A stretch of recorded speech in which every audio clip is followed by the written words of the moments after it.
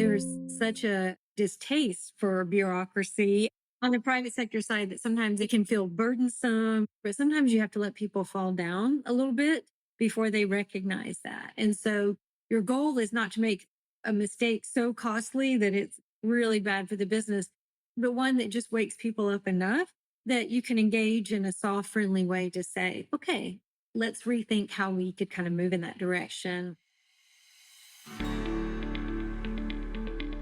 Welcome to the People Managing People podcast. We're on a mission to build a better world of work and to help you create happy, healthy, and productive workplaces. I'm your host, David Rice. My guest today is Kimberly Williams. She is the Vice President of People, Culture, and Compliance for Walker Advertising. Kimberly is a former public sector HR leader who's made the transition to the private sector. We're going to be talking about some of the challenges and lessons learned along the way in that journey and how she navigated it. Kimberly, welcome. Hi, thank you for having me. Yeah, my pleasure. Given the sort of state of things at the moment, there's a lot of people that are going to be making the move into the private sector from government service or federal jobs due to the current situation. I'm curious, what initially motivated your move from the public sector to the private sector, and what did you want from that move when you made it? For me, by the time I did that, it was trying to get away from a toxic work environment.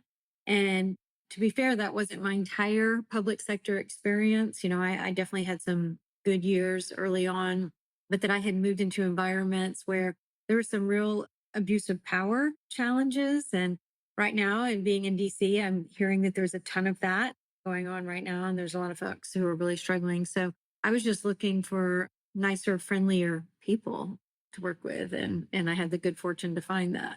Yeah, it's based on the news. I'd say that that's probably a common experience right now. Yeah, most definitely. So I think when you're on one side or the other, right, it's easy to develop some misconceptions about what the other is like when you're on the ground. I guess what's the biggest misconception that you would say you had about private sector HR before you made the switch? Oh, I thought it was just going to be the easiest thing in the world, that there's like no restrictions, that you can just do anything that you want because you don't have 9 billion regulations wrapped around you. But there are those things, but I think they're different, and so you don't have as many union agreements. You don't have kind of watchdogs looking over you. You don't have like really, really, really old rules that are very difficult to change. In some cases, I worked for places where we literally had to go out for a public vote in order to like change some of our rules. And so, happily in the private sector, you're free from that, but the executive pressure can be different. You have a profit motive that you don't have in the public sector that can really influence things. And even legally, I find that in the private sector, they're far more worried about lawsuits than they might be in the public sector. So it's just a different challenge. That's interesting. I would almost expect it to be the other way. Yeah. When we spoke before this, you had mentioned your federal resume, right? And you told me it was kind of like a War and Peace novel. Yes.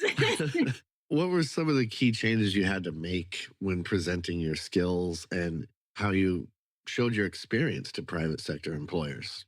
Yeah, it's an awful, awful expression I learned in DC, but I had to learn how to kill my babies or my darlings, because what happens in like the federal context is it's all about these prize things like, oh, I worked on a presidential visit, or I did these things that sound really, really fancy. And it's many, many pages. You want to capture absolutely everything. And so it's not uncommon to see resumes that are going up, even I've seen them 20 pages long. And so obviously, if you go into the private sector and present something like that, they're not even going to look at it, so you're not going to be able to kind of get through there. I think what ultimately helped me was getting some friendly feedback and some advice on the fact that these things that I thought were such career highlights or achievements aren't valuable to everyone else, and really trying to take that time to kind of know your audience. And then ultimately to treat this as a marketing document. You don't have to put every single thing in there. They really only care about what's relevant to the role you're applying for. Yeah, I had a friend who I was advising through kind of like a job transition process. And she was working in pharmaceuticals, and she was in like IT compliance, and she wanted to move into, I think it was cybersecurity. And we were going over her resume, and I was reading it going, do you think that the person on the other end is actually going to understand what this is? And that was, I think that's something that comes up. anytime you're changing core areas, not just, sectors, I guess, right? Yeah, absolutely. As someone who's never worked in the public sector, right, it feels to me like there would be a lot of things that don't translate. So I'm curious, how did recruiters or hiring managers respond to your public sector background and the things that you did keep on there? And how did you learn to translate that experience for them? So I think really important is you get a lot of opportunities to engage in crisis when you're in the public sector. And so I know, for me moving into the private sector during the pandemic, the fact that I was totally okay coming up with communications very quickly, that I was so used to thinking through public optics, whether it was an external audience or thinking about moving towards an internal audience, but then also doing a lot of policy work. I think there's so much more opportunity to do that in public sector. And so we don't always see that in the private sector. So I found that a lot of executives, when I was doing interviews, really valued that. There was somebody that would come in and be able to kind of pick that up and run with that and take that pressure off. And even in some cases, doing high level communications for other executives became something that was really helpful for me. I'll miss your new car smell. Have a flame with our newest fleet yet. Your real car never has to know. Rent now at Hertz.com. Join the more than 7 million adults, like Maria, who've taken Ozempic. I was diagnosed with type 2 diabetes 10 years ago. It was overwhelming, but it didn't stop me from opening my own salon. I'm Maria, and this is what my Ozempic era looks like. I'm lowering my A1C, and I lost some weight too. I also learned some people take Ozempic to lower the risk of major cardiovascular events like stroke, heart attack, or death, and others take it to lower the risk of worsening chronic kidney disease.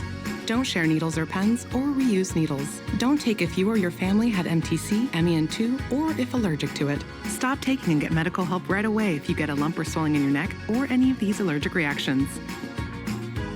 Tell your provider if you plan to have surgery or a procedure, are nursing, pregnant, or plan to be. Serious side effects may include inflamed pancreas, gallbladder or severe stomach problems, or changes in vision. Call your prescriber if you have any of these symptoms. Taking with a sulfonylurea or insulin may raise low blood sugar risk. Common side effects include nausea, vomiting, diarrhea, stomach pain, constipation. Some side effects lead to dehydration, which may worsen kidney problems.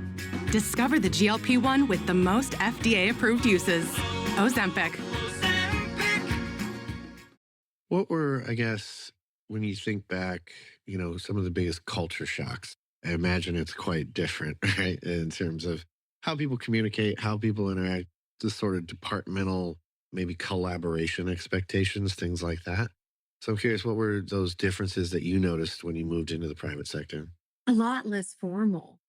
For me, it was really fascinating to go from a public board meeting to a private one, because a public board meeting, particularly at like smaller government levels, but even in the federal, like where you have far more formality and public input, whether they're experts on a topic or not, so you can just see outright rage come into these meetings and things get derailed and it takes 8 hours while people talk about how terrible everything is. And so much of it is focused on kind of like an external audience and how much they might perceive things. And then to go into a board meeting in the private sector where everything's buttoned up in an hour, questions all make sense. They're, very much tied to an understandable outcome. And they're just very, very constructive and far more positive. So I think that was the key when I noticed there. Well, when we were chatting before this, you had talked about safety in conversations and feedback culture. And I'm curious if you can kind of expand on how psychological safety compares between the two. Yeah, it's interesting because they do show up quite differently. On one hand, like in the public sector, there's a lot more job security. After you get through probation and you are in tenure, it can be very, very difficult to terminate someone. And so on one hand, you'll start to see folks that feel safe enough to speak out because they know that they're kind of protected.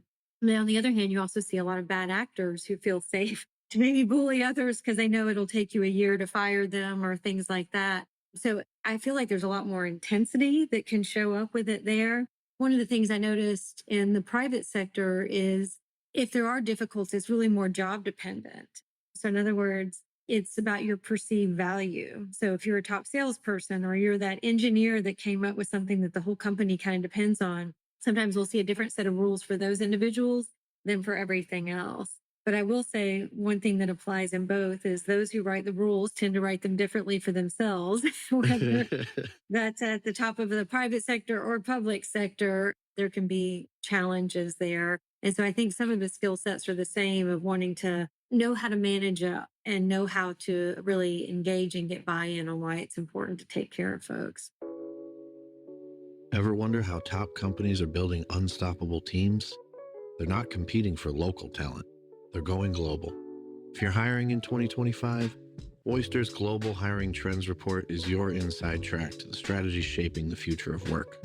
Discover top talent hotspots, in-demand roles, real-world salary data, and the trends redefining how global teams grow in 2025 and beyond. 57% of HR leaders are hiring across borders. The world is your oyster. Be sure to check out the show notes on today's episode, click the link, and download the Global Hiring Trends Report today. You know, in the public sector, we talk about bureaucracy all the time, right? Like it's something that comes up when anytime someone talks about the federal government, they can make even small changes take months, right? Oh, yeah. In the private sector, there's sometimes the opposite problem, I would say. Yeah. It's like constant, fast-paced change to the point that like everybody just feels lost all the time. Yeah. So how do you make that adjustment? I'm curious. No, you're absolutely right. There's such a distaste for bureaucracy on the private sector side that sometimes it can feel burdensome. It feels unnecessary. You know, HR can get a bad rap for like, hey, you know, I want to hire my best friend and you're getting in the way of that. And so sometimes what can be really beneficial are looking for what I call baby losses. And so the ideal scenario is trying to push things along, trying to show that you're supportive, trying to show that you yourself are safe, and trying to sell the benefits of infrastructure. But sometimes you have to let people fall down a little bit before they recognize that. And so your goal is not to make a mistake so costly that it's, you know, like really bad for the business, but one that just wakes people up enough that you can engage in a soft, friendly way to say, okay, let's rethink how we could kind of move in that direction. And so that people are really feeling why they need to do it versus trying to take a hammer and force people into accepting kind of rules and structure and understanding why that's valuable and learning how to communicate like the importance of fairness across the board and to help people who are just so laser focused on one particular thing to start thinking about the impacts around the rest of the organization. Often the narrative is sort of that the public sector can learn from the private sector, right? But I'm curious, do you think there's some lessons from the public sector that the private sector should maybe adopt or learn from? Yeah, absolutely. I mean, it's kind of interesting, like all the conversations around pay transparency were horrifying for the private sector, but everyone in the public sector has their pay posted online. and, Right. and so It's it's the like standard. not shocking at all. And in doing that, it's, you know, it's showing that you're accountable to the public, which you should be. It's their money and they have a right to know about these things. But then it's also not that scary. And then it ensures a lot more fairness, which we all want.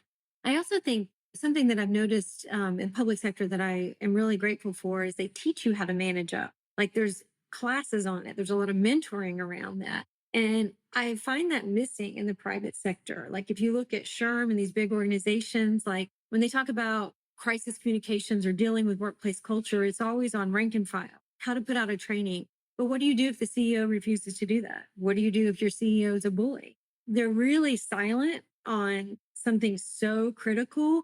And so if you're not able to manage up in those spaces, you're not really helping folks. And in some cases, this is why people distrust HR so much because they'll go to them in a panic and then HR is not helping them. And some of this is, that's why. So. Yeah, I could totally see that. Like, I sort of feel like sometimes one of the things that we lack is, and there are certain voices that do it well, but I would say that there's not a cohesive message around how to sort of speak truth to power for HR people. And I think that that's like kind of a key component of what this role is meant to do. And so, yeah, I couldn't agree with you more. Like, there needs to be more coaching on managing up, how to be in that middle space, because it's so like, here, you just figure it out.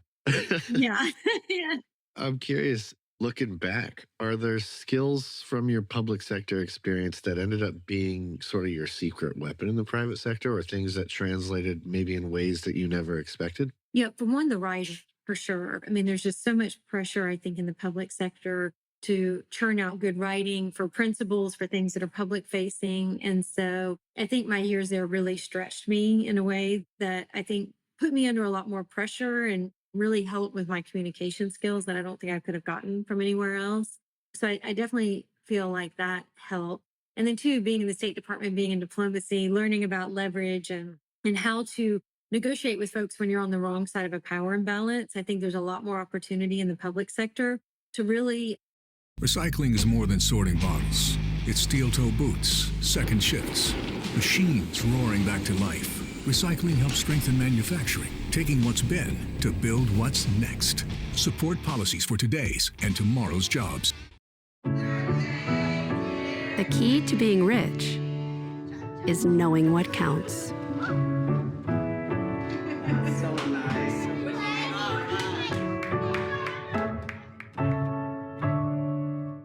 Grow in those spaces versus in the private sector, it may just feel like you're kind of being pushed down and it's kind of like, just be quiet. There's no like support or conversation around that. And so I think that has been really helpful in my career for me, advocating both for myself and for others and for fairness and for policies and things like that I think have been really important. That's a really great answer. I hadn't even considered that you might say that. So Yeah. that's very interesting. If there was one piece of advice, because like I said, there's a lot of folks that are going to be making this sort of transition. So as they do that, as they sort of look out into the private sector world, if there was one piece of advice you could give them, what would it be? What was one thing that you wish somebody told you? Oh gosh. Yeah. Really going back to how you present yourself and show up. You have enormous value. You have very transferable skills that can go from one thing to the other. And, when I was making that transition, there was no AI. There was nothing I could do to go on there and take my resume and go into Chat GPT and say, if I'm being reviewed by a private company, whatever, how would they perceive this resume? How would this tie into this role?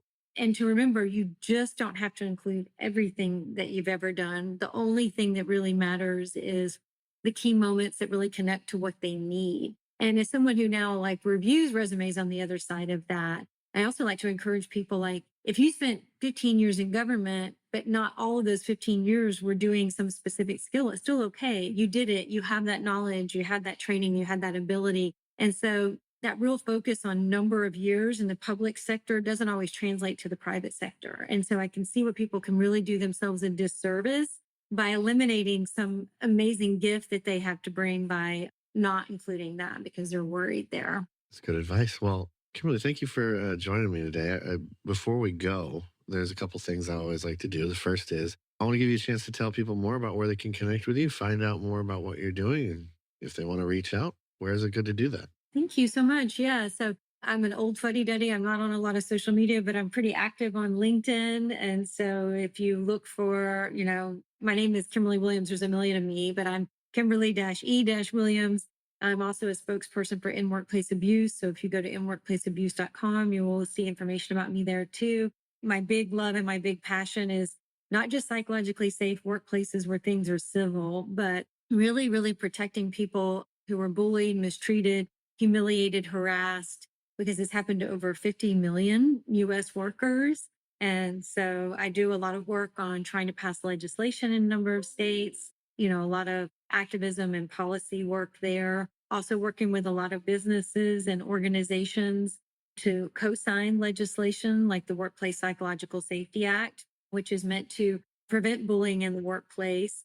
And so far we've had 104 organizations sign on with us, and we're always looking for more. So if anybody either needs help or is interested in supporting this effort, I hope you'll reach out. Well, definitely that's something we'll have to keep an eye on and maybe do an episode about in the future. Sure, that'd be great. Yeah. Well, the last thing that we do on every episode is I give you a chance to ask me a question. So I'll turn it over to you. Ask me a question. It can be about anything you want. Awesome. Would you like to co-sign on the Workplace Psychological Safety Act with us? Yeah, of course. Okay, cool. For me, it's a no-brainer. I mean, I think that kind of work is obviously very important. Having been in a few toxic workplaces in the past, and seeing the impact that it had on the individuals who were on the end of it, I'm thinking about it and I almost get a little emotional because it was really heartbreaking to see the way that folks reacted and the way that it sort of changed their lives, quite frankly, like not in ways that were welcome, like, or forced a transition that I watched somebody who was very talented at something waste better part of a year of their life sort of recovering from that. And that was awful. So, yeah, I think it's a no-brainer for me. Well, and thank you for even saying that out loud. Like, 2 years ago, people didn't talk about this. I'm really trying to normalize that people shouldn't be scared to say these things because we are seeing, this stuff is very, very physical. People think that, it's like this invisible thing, so they don't have to address it, but it shows up as cancer. It shows up as suicide. It shows up as homelessness, divorce. 61% of people who are abused at work have their careers destroyed. So the financial impacts are very real. And they're now even showing that it leaves scars on the brain and that the level of PTSD that folks are getting from these is actually comparable to combat. We're starting to see more studies around that. And some folks that, we've worked with directly with vets, and they're saying that the trauma of workplace abuse actually scarred them worse than combat because combat was expected. Like they knew what they were going into. There's no like casual combat. Yeah. And so, but to me, it's a pretty powerful statement that in the US, we don't have the safety net. So when your job is in danger, your whole life stress levels go through the roof. Yep. Yeah. Trauma is the right word, right? I used to work with a gentleman who told me like that job destroyed my life or it destroyed my marriage. I gained a bunch of weight, and it's all sort of that stress weight. You can almost like see it, you know what I mean? Yeah. And so, yeah, I mean, I believe all of that it leaves scars on your brain. It certainly leaves scars in the way that you think and the way that sometimes you think about yourself. And it should just be a job. It doesn't need to be all of that. So. Exactly. So true. Yeah, so true. Well, thank you for coming on today. It's been a great pleasure chatting with you. You too. You too. Thank you so much for having me. Well, everybody, until next time, if you haven't done so already, head on over to peoplemanagingpeople.com/subscribe. Get signed up for the newsletter. You'll get podcasts as well as all the other cool stuff that we're working on around here straight into your inbox. Got some additional newsletter sends coming, so that's going to be fun. And until next time, enjoy the transition and don't be toxic, okay?